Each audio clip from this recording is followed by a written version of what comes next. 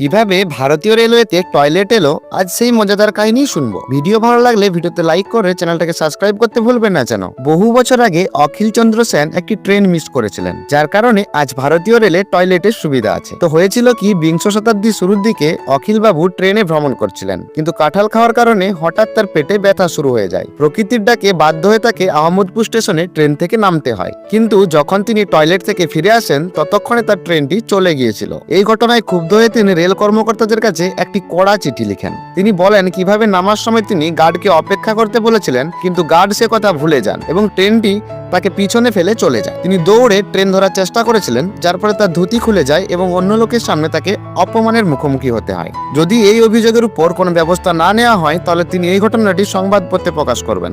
এই চিঠিতে তিনি এটাই হুমকি দিয়েছিলেন। এই হুমকিপূর্ণ চিঠিটি রেলওয়ের কর্মকর্তাকে ভাবতে বাধ্য করে। এরপর সকল দূরপাল্লার ট্রেনের জেনারেল কোচগুলিতে টয়লেট তৈরি করা